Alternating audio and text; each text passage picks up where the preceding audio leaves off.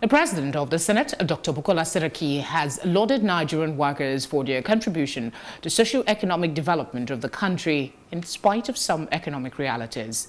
Saraki, in a goodwill message to mark the 2019 Workers' Day celebration, also commended the leadership and members of the organized labor for their patriotism in mostly choosing dialogue over industrial action in resolving trade disputes. He expressed hope that workers would be encouraged to always put in their best to uplift and sustain the nation's economy in view of the recent signing into law of a new minimum wage of 30,000 naira.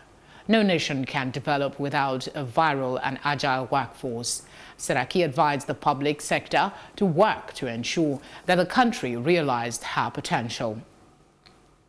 Joining me in the studio to discuss the plight of Nigerian workers is Nejeeb Bello, a public affairs analyst. Thank you very much for joining us in the news. Thanks for inviting me, Felicity.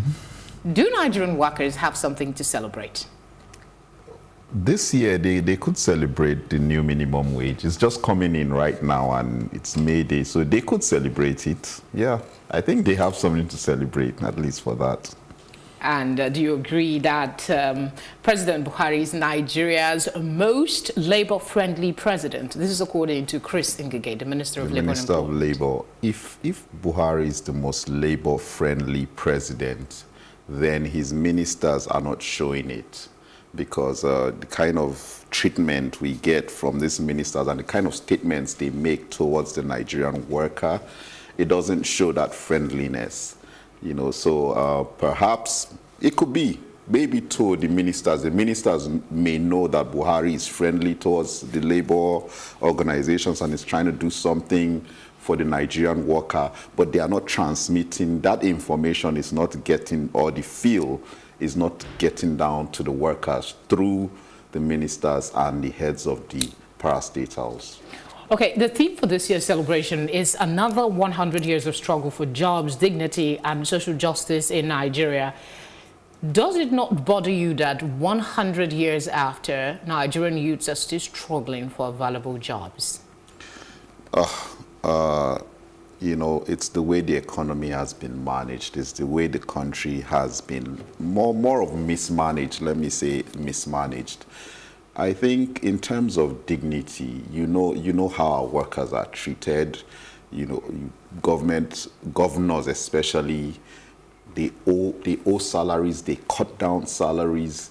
There's no decent health care. There's no decent transport system. You can see our workers every morning stranded at bus stops. Look at the BRT system in Lagos. Sometimes you see hundreds of workers waiting.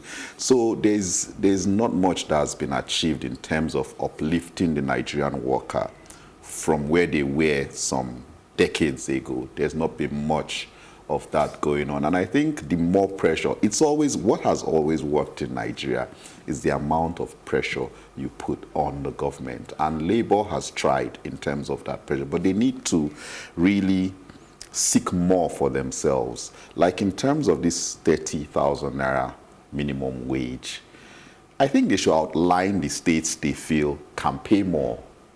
Okay. Yes. But do you think that amount will actually meet the intention of the government, or they should do more and not just stop at 30,000 naira? That's what I'm saying. They should outline states where the cost of living is higher than others. They should outline states where the revenue is more than others.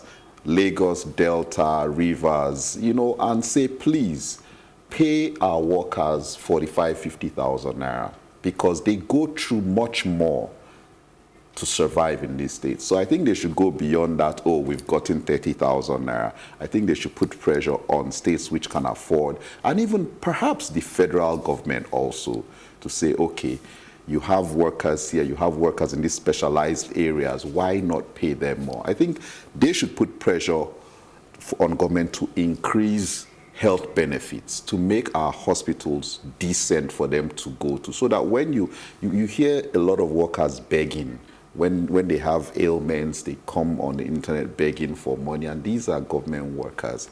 So I think they need better health care, better infrastructure, better roads and transport system.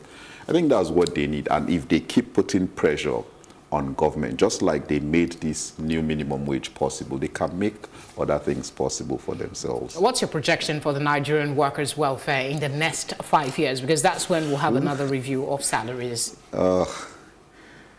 Well, with the difficulty we had in passing this new minimum wage, like there's something simple that we all should understand. When the minimum wage was 18,000 naira, the value in the international market, let's say in dollars, was about $120. That 18,000 naira was $120.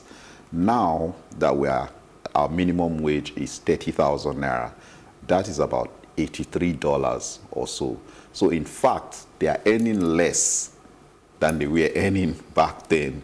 So we need to put this thing in perspective and make sure that what they are demanding is actually the most appropriate for the times they live in. Things have gotten twice as expensive as they were back then, and they are still earning less. So they need to look at the situation clearly. It goes beyond naira and kobo.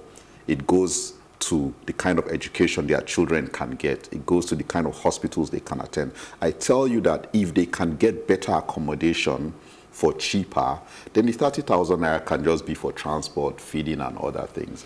But when everything around them is so poor, everything around them is a struggle, then that amount cannot do anything. What more do you think government can do to compel states that are currently saying they're unable to pay the 30,000 naira to ensure that they do pay that 30,000 naira for equity's sake? Well, I think the federal government has already on its own, the Senate has budgeted extra 160 billion for them, for their own workers. Now, as new governors are coming in, this 30,000 naira has been in discussion before the elections.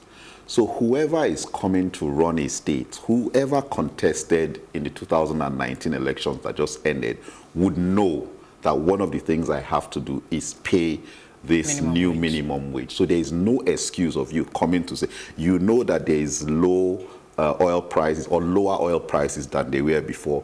You know that there are challenges with the economy, and you offered yourself to say, I can do this job. So there is no excuse for not doing that. I think Labour should continue. What has worked for Labour all this while is that they've not been docile. So they should continue to put pressure on these governors and the outgoing governors who have not paid, who are owing salaries.